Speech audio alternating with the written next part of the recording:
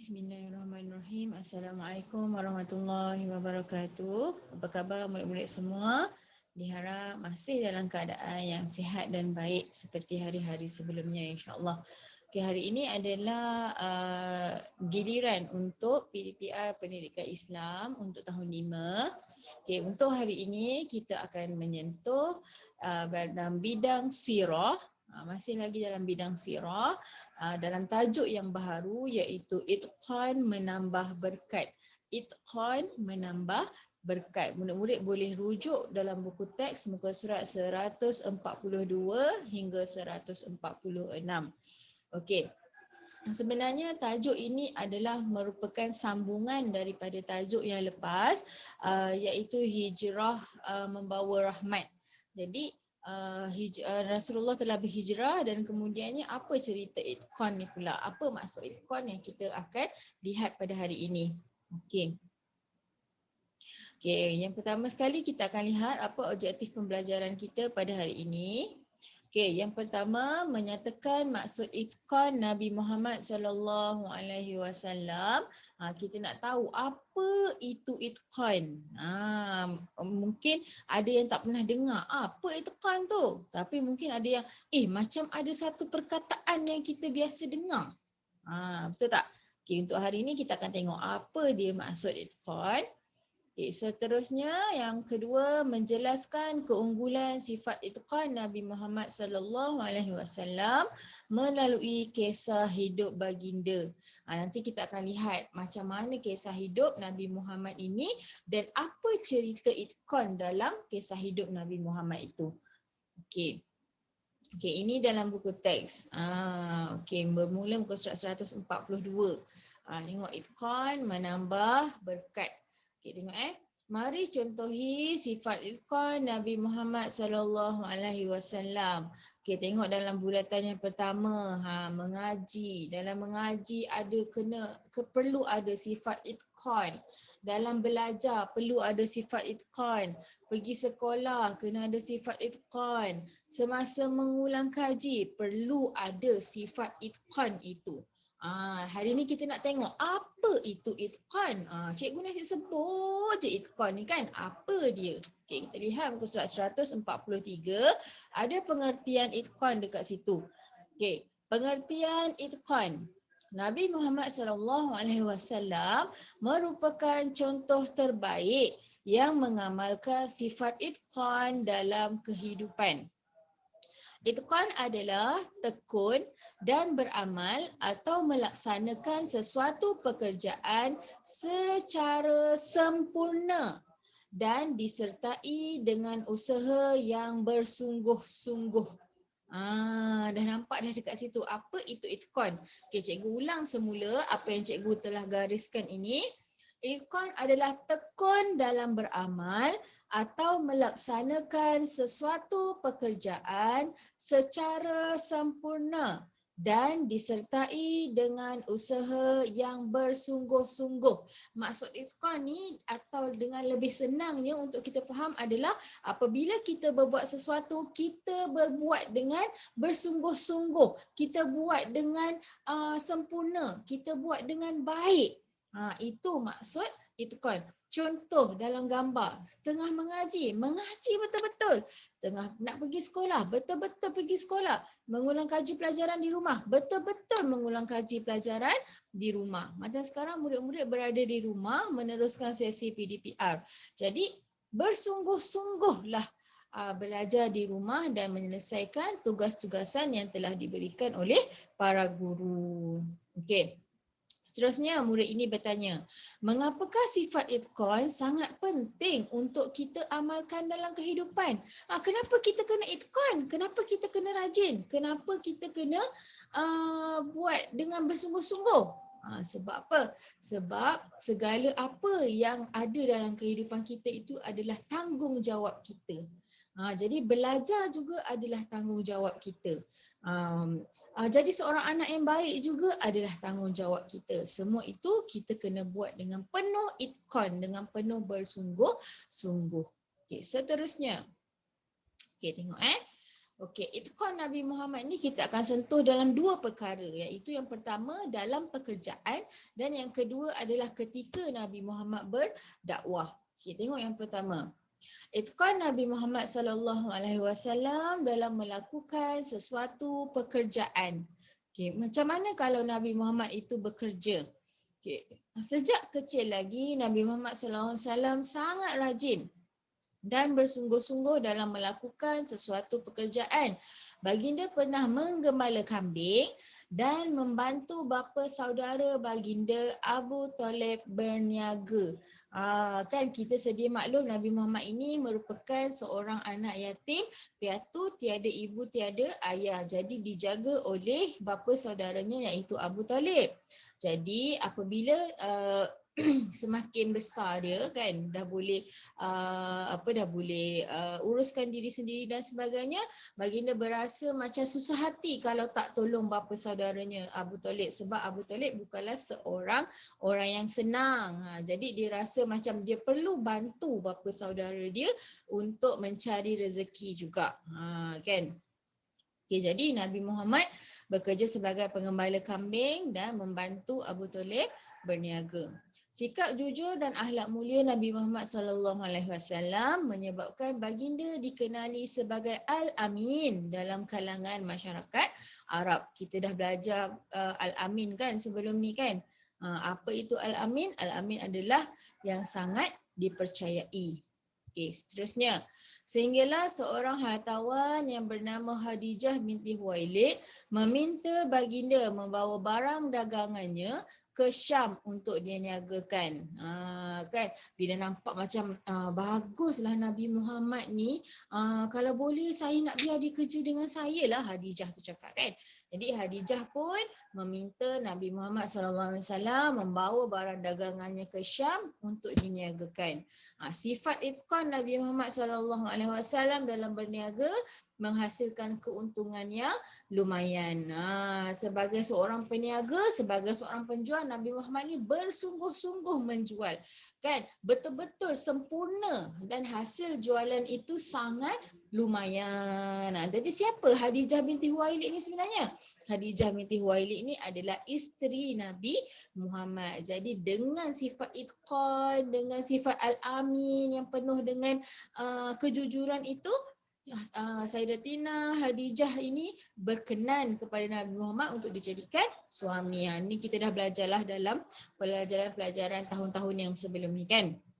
Okey, seterusnya kita beralih pula kepada Nabi Muhammad dalam berdakwah. Tadi kita dah lihat dalam pekerjaan. Okey, murid-murid. Jadi sekarang kita akan lihat macam mana Nabi itu itqan dalam berdakwah. Okey, tengok cerita dia. Abu Lahab ialah bapa saudara Nabi Muhammad SAW. Namun begitu, Abu Lahab dan isterinya sering menyakiti baginda agar berhenti berdakwah. Abu Lahab ni bapa saudara Nabi Muhammad juga. Tapi dia tidak mendapat Tidak mendapat hidayah daripada Allah untuk menyokong perjuangan Nabi Muhammad. Malah dia tak suka dengan perjuangan Nabi Muhammad. Begitu bencinya kepada Nabi Muhammad ini sehingga apa sahaja yang Nabi Muhammad buat dia akan bantah. Dan dia akan buat sesuatu yang sampai Nabi Muhammad ini berhenti untuk berdakwah. Kan kita tengok apa yang dilakukan. Isteri Abu Lahab yang bernama Ummu Jamil sering menabur duri di jalan yang sering dilalui baginda. Kan tempat yang Nabi Muhammad selalu lalu tu, Ummu Jamil ni, Ummu Jamil ni dia taburkan duri supaya Nabi Muhammad lalu dekat situ, kaki baginda luka, kaki baginda sakit kan. Betapa kejamnya, sengaja ditabur kan. Seterusnya, Abu Lahab pula pernah melemparkan sesuatu kepada Nabi Muhammad SAW yang sedang berdakwah sehingga berdarah betis dan tumit baginda. Pada ketika itu Nabi Muhammad sedang menyampaikan dakwah. Datang Abu Lahab ini, dia melemparkan satu barang sampai Nabi Muhammad itu berdarah betis baginda dan juga tumitnya. Betapa kejamnya kedua-dua suami isteri ini. Begitu tak sukanya dengan Nabi Muhammad ini menyampaikan wahyu atau menyampaikan dakwah baginda. Okey. Mereka sering menghina Nabi Muhammad SAW di halayak ramai dan melemparkan fitnah. Fitnah ni menceritakan tentang sesuatu keburukan yang orang tak buat. Itu adalah fitnah. Okay, seterusnya. Namun begitu, segala usaha menyekat dakwah Nabi Muhammad SAW adalah sia-sia. Baginda tetap itqan dan cekal menyampaikan dakwah sebagaimana yang diperintahkan oleh Allah. Begitu banyak dugaan yang diterima. Ini baru sikit. Ini baru daripada Abu Lahab dan juga isterinya Ummu Jamil. Daripada musyrikin Mekah dan sebagainya. Terlalu banyak dugaan yang Nabi Muhammad terima. Tapi adakah Nabi Muhammad berhenti berdakwah? Adakah Nabi Muhammad lari daripada tugasnya sebagai pendakwah? Tidak. Sama sekali tidak. Nabi Muhammad akan terus menyampaikan dakwah. Kalau Nabi Muhammad tak terus, tak bersifat itqan ini, sampai sekaranglah ilmu Islam, agama Islam ini tidak sampai kepada kita. Kita dapat lihat macam tu. Kalau Nabi Muhammad ni tak ada sifat sungguh-sungguh, tak ada buat sesuatu kerja tu dengan sempurna, kita tak tahulah apa yang akan berlaku kepada diri kita ni sekarang. Kita tak tahulah apa agama kita ni sekarang. Apa yang kita jadi sekarang ni adalah daripada sifat itqan Nabi Muhammad itu dalam berdakwah. Jadi kita sebagai umat Nabi Muhammad ini perlu betul-betul ikut dan mencontohi sifat itqan Nabi Muhammad ini. Siapa lagi nak jadi pengganti Nabi Muhammad kalau bukan kita semua?